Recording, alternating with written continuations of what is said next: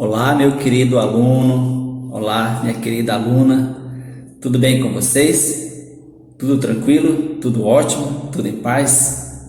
Eu espero que sim. Espero que vocês estejam bem, estejam se cuidando, estejam felizes e, sobretudo, estejam motivados para essa aula de sociologia. Sejam todos e todas bem-vindas, bem-vindos. É um prazer, é uma alegria, uma honra, uma satisfação tê-los vocês nesse momento.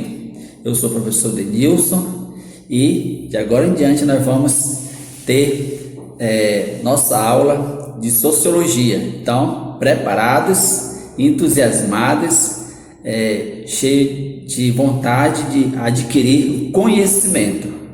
Conhecimento que é uma das coisas mais importantes que o ser humano pode adquirir para a sua vida. E você, meu querido aluno, minha querida aluna, você está tendo essa oportunidade de adquirir mais conhecimento e conhecimento na área da sociologia.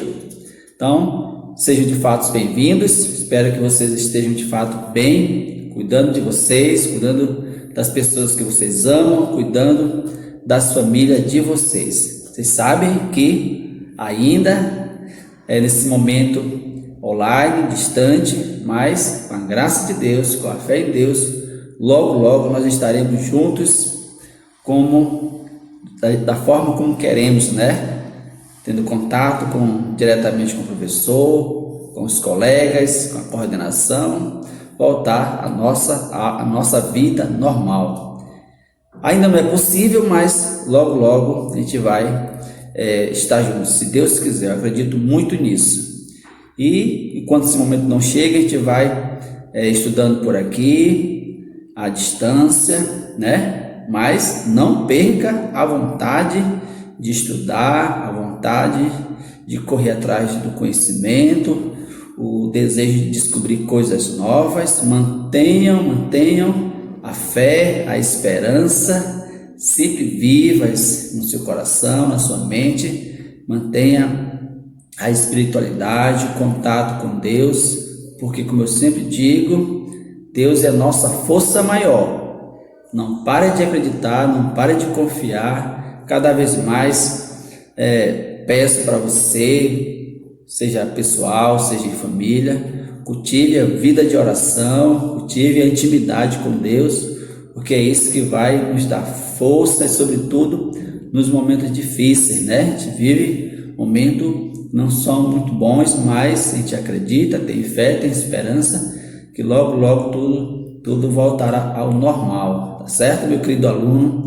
Então, motivação, assista a videoaula até o final, depois vocês vão fazer a atividade no livro e vai ter um momento de interagir com o professor, e dessa forma a gente vai fazendo bem as nossas atividades, os nossos trabalhos.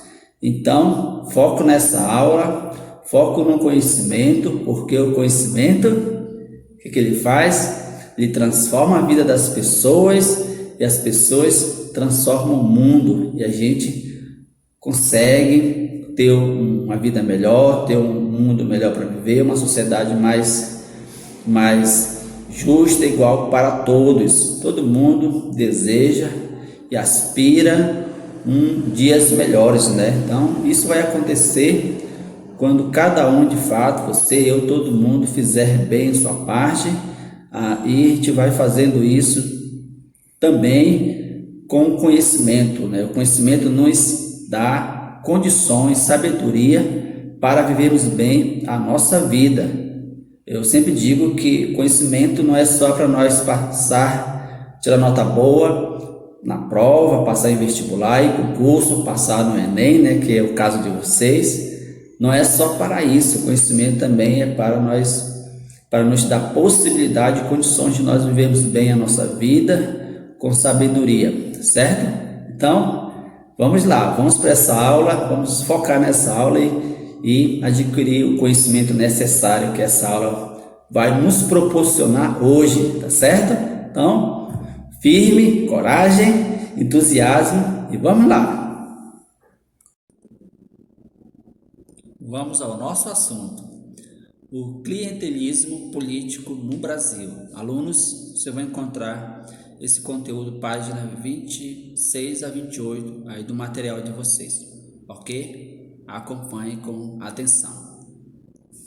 Vamos rever a aula anterior, como sempre a gente faz, né? Depois de uma semana, é importante a gente rever algumas ideias, alguns tópicos importantes que a gente não pode esquecer, tá? Sempre digo que se você compreende bem esse assunto, ele vai te possibilitar a compreender bem o assunto seguinte, tá bom? Então vamos lá. Na aula anterior nós falamos da cidadania, uma construção histórica, tá? De fato, a gente percebe, olhando para a nossa história, que a cidadania foi uma construção que exigiu muito esforço das pessoas que nos antecederam, não é verdade? A gente que estuda história, a gente é bem consciente dessa situação, ok? E nós vamos falar de alguns tipos de cidadania que de fato existe, ok? Cidadania civil, conquistada pelas sociedades ocidentais, tá? E fala muito dos direitos fundamentais, tá? Estas são a liberdade, a vida, a propriedade e a igualdade perante a lei. Isso e tantos outros direitos que existem, tá bom? São direitos fundamentais. Todo mundo tem direito de ter liberdade, direito à vida, tá? Por isso que ninguém pode tirar a vida de ninguém, porque todos têm direito de viver. Direito à propriedade. Todo mundo tem direito de ter a sua propriedade, seu pedacinho de chão para construir sua casa ou fazer a sua plantação, suas plantações. E direito à igualdade perante a lei, tá? Todo mundo tem direito de ter igualdade, de que as leis para defender os indivíduos, seus direitos fundamentais, ok? Cidadania civil, certo? Depois tem a cidadania política, foi consolidada em fim do século XIX. Ela corresponde ao direito de votar. Então, a cidadania política está mais voltada para a questão política, certo? Você tem direito de votar e ser votado. Lógico, como vocês sabem, no Brasil a pessoa pode votar a partir dos 16 anos, certo? Somente votar, mas não pode ser votado ainda. Só pode ser votado, só pode se candidatar a cargo de vereador, começar por aí, a partir dos 18 anos. Então, são os direitos políticos que a pessoa tem, que faz parte da nossa cidadania. Então, veja como o votar é um direito, tá? Votar, escolher seus representantes e como vocês bem sabem, não foi sempre assim, né? Não foi sempre assim.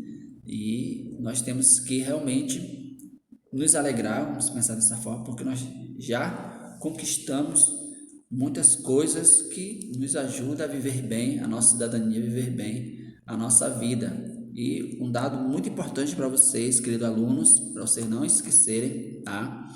Na sociologia, sobretudo no âmbito da sociologia, a sociologia ela tem como objeto de estudo a própria sociedade, e na sociologia tudo é construído, tá? A partir da necessidade, a partir da utilidade, tá bom? Tudo é uma questão de construção social, tá? E os direitos fundamentais, a cidadania, tudo isso é para o indivíduo, pessoa viver bem na sociedade, tendo seus direitos assistidos e assim por diante, certo?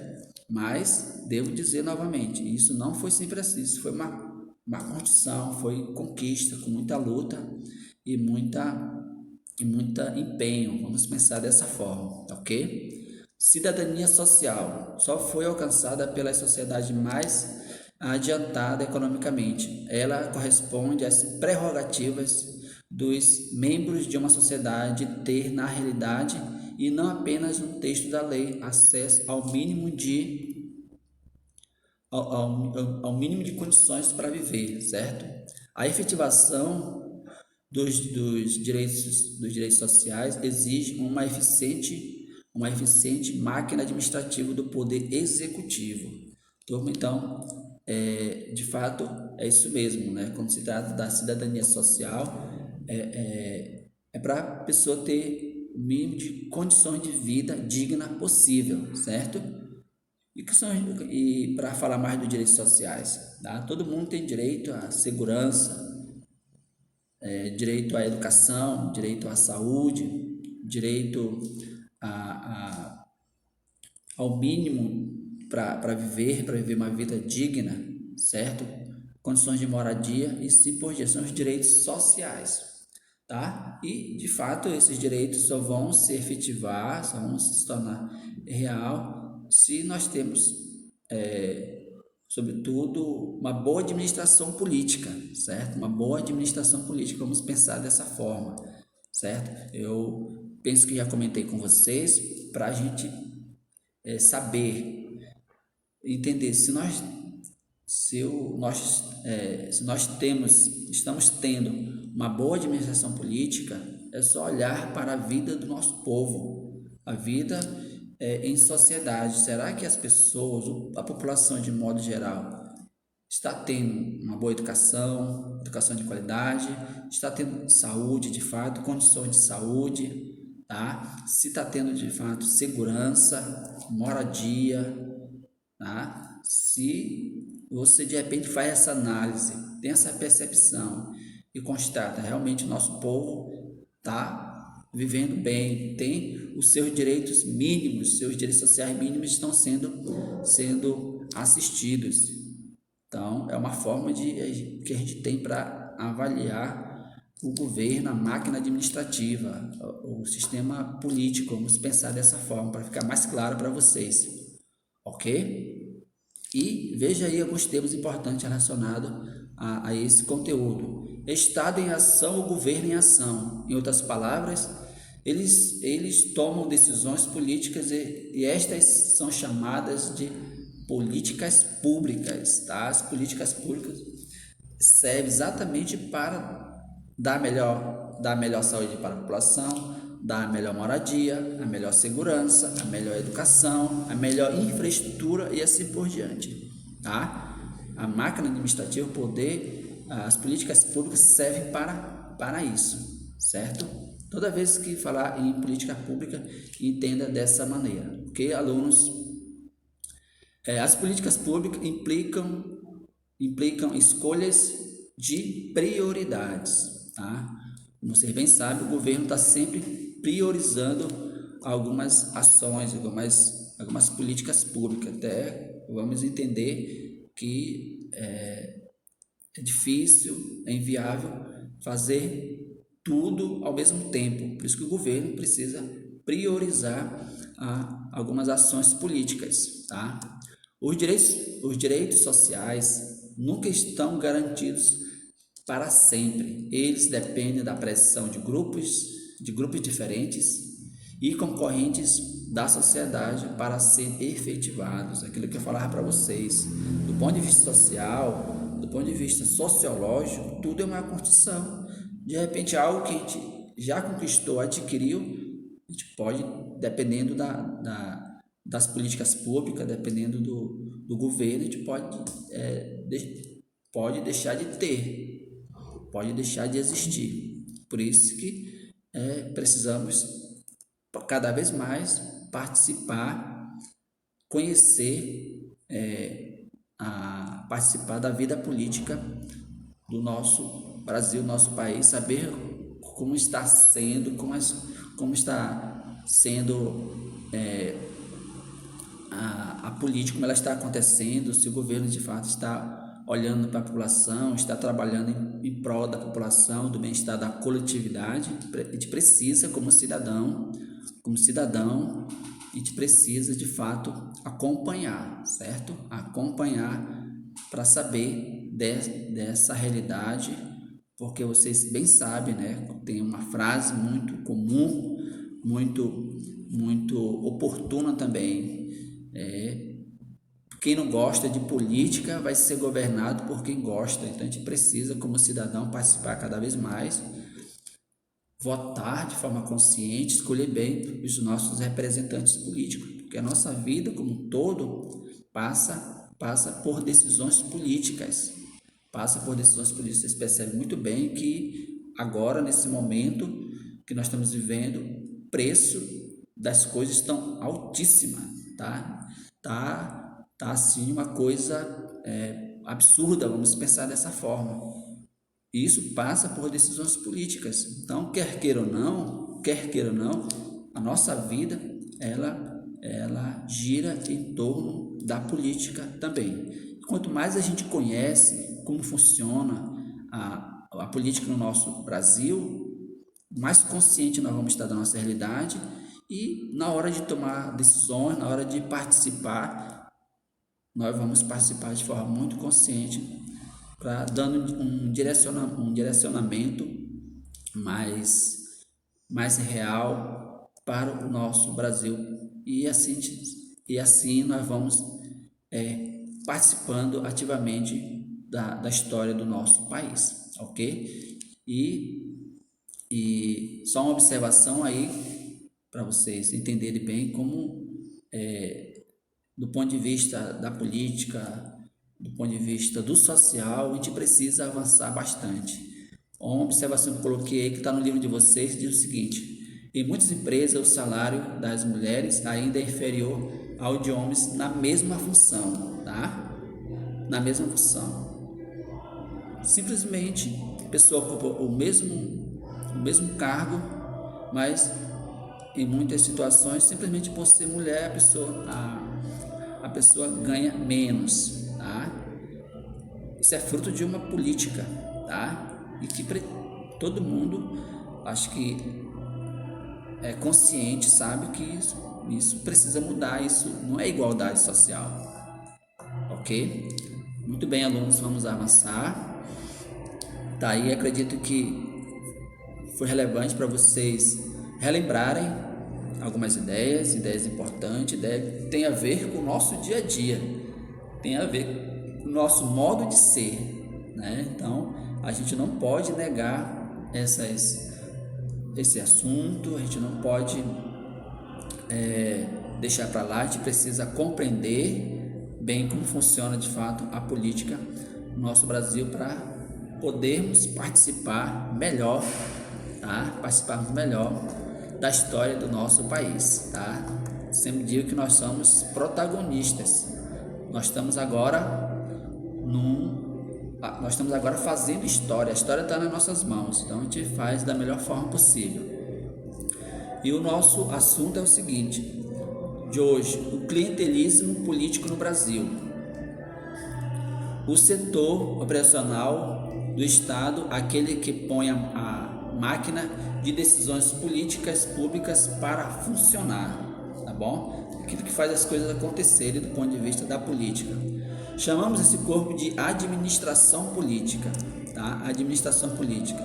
Ela é responsável pelo dia a dia do Estado, país, nação, certo? Isso envolve desde os professores de universidades federais até integrantes da Polícia Federal.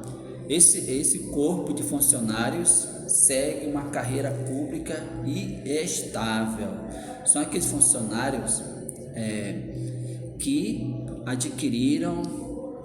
passaram em concurso público, estudaram bastante, passaram em concurso público e são funcionários de carreira, são estáveis, têm mais segurança no seu trabalho, não corre o risco de ficar sem emprego, é estável, ok? E a administração pública conta muito com o trabalho dessas pessoas, desses funcionários, tá bom? De carreira pública.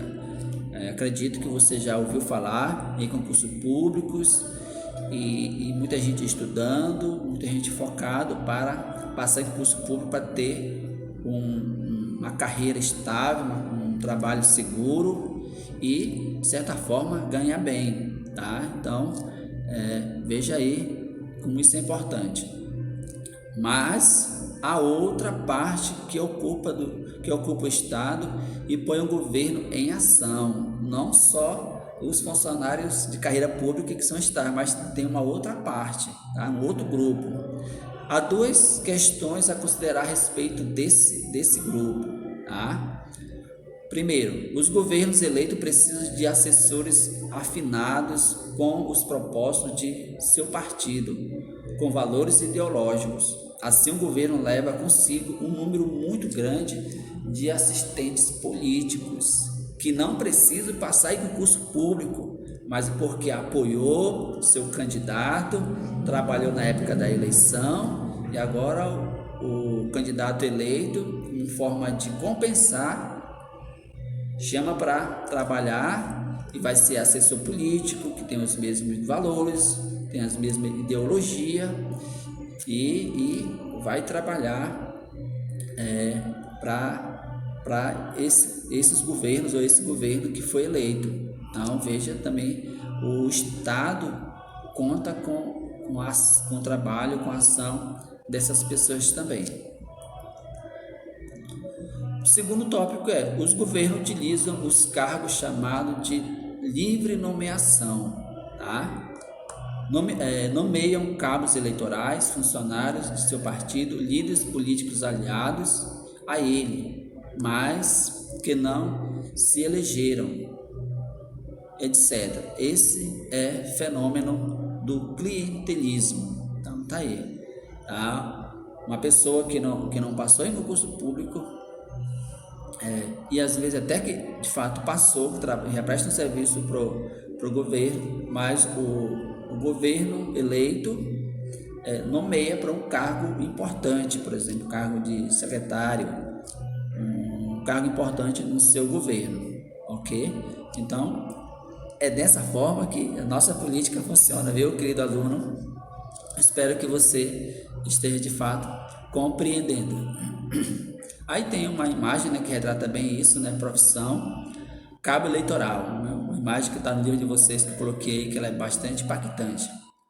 Como você se sente depois da campanha?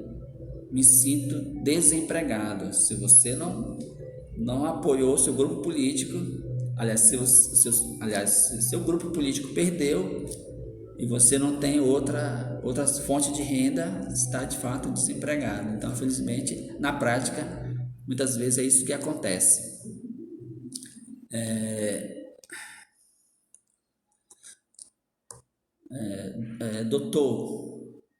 Doutor candidato, eu estou faminto. Faço qualquer coisa por um prato de feijão. Somos bem parecidos, também estou faminto de poder e faço qualquer coisa por um voto. E aí, pessoal, o que essa imagem com esses dizeres significa? Tá? Será que é um político confiável? Será que é um político que ele quer ter o poder a qualquer custo, que é capaz de praticar o assistencialismo, isto é, comprar o voto das pessoas famintas, se utilizar da miséria do outro, se utilizar de uma condição cruel do outro para ter um cargo, para ter o poder político, tá? Então, em outras palavras, você se evidencia a compra de votos, E, infelizmente, na prática, muitas vezes é isso que acontece. Políticos mal intencionados que querem chegar ao poder a qualquer custo, a qualquer preço, e fazem coisas terríveis para conquistar o voto das pessoas. Por isso que vejo como o conhecimento, o estudo, ele é de extrema importância. Por isso que estudar, sobretudo, a dimensão política do nosso país, do nosso estado, conhecer de fato como isso acontece, tá? Saber um pouco da teoria para poder compreender de fato a política na prática. E quando a pessoa conhece, quando a pessoa tem informações, vai perceber que certos políticos, políticos mesmo estão na política somente para interesses pessoais, tá? Somente para interesses pessoais e jamais querendo trabalhar para o bem do coletivo, para o bem comum, tá? Entenda uma coisa: todo político, toda pessoa que está exercendo um cargo político, o único objetivo é prestar o melhor serviço para a população, E veja bem que existem muitos políticos mal intencionados, a gente precisa conhecê-los, tá? Precisa conhecê-los para, de fato, não termos na nossa política, na nossa máquina administrativa, pessoas que só querem o seu bem-estar e não estão nem aí para a população, certo? E uma coisa mais cruel ainda, se utiliza da fome, da miséria, de uma situação cruel que muitas pessoas vivem, se utilizam dessa massa de manobra, vamos pensar assim, para chegar ao poder, porque eles sabem que praticando o assistencialismo, dando um prato de feijão, dando uma botija de gás, trocando o voto por essas coisas que é de momento, mas que não soluciona de fato o problema das pessoas mais necessitadas. As pessoas de fato precisam de trabalho digno, precisam de escola, de uma educação de qualidade. As pessoas precisam de fato de segurança, precisam de fato de moradia digna, tá? E isso só vai acontecer quando a gente escolher bem os nossos representantes e eles trabalharem para o bem do povo, para o bem da coletividade, para o bem comum, certo?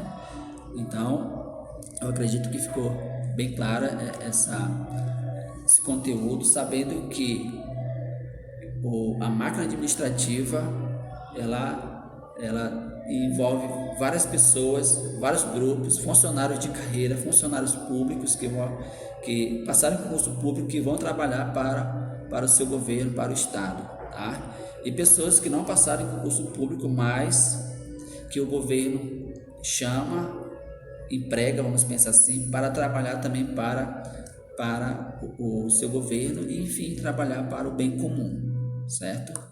Então, e tem as pessoas que são de livre nomeação, que o governo escolhe para exercer uma função importante, tá? Como secretário, como tantos secretários que existem, secretário de Educação, secretário de Saúde, Meio Ambiente. Então, vamos pensar assim que são pessoas de confiança do governo, tá? E o governo os chama para juntos trabalharem, ok? Sempre sendo com a ideologia do seu partido, sempre defendendo seus valores, sempre defendendo as suas ideias, ok, alunos? E chegando já ao final da nossa aula, agora vocês vão responder as questões do livro de atividades, muita atenção, livro de atividades, página 3 a 5, tá? Somente essas duas. Leiam com atenção as questões, não precisa pressa para responder, tá? Se tiver alguma dúvida, volta ao conteúdo, volta à videoaula, que é importante, tá? Não vai responder somente por responder porque o professor está pedindo, mas você tem que responder sabendo o conteúdo, certo? Vão respondendo aí que na próxima aula a gente vai comentar sobre essas questões, certo? E vocês vão responder caso na atividade para casa, as atividades em PDF que já irei enviar para vocês, ok? Finalizo por aqui, meu muito obrigado e um grande abraço do professor Denilson.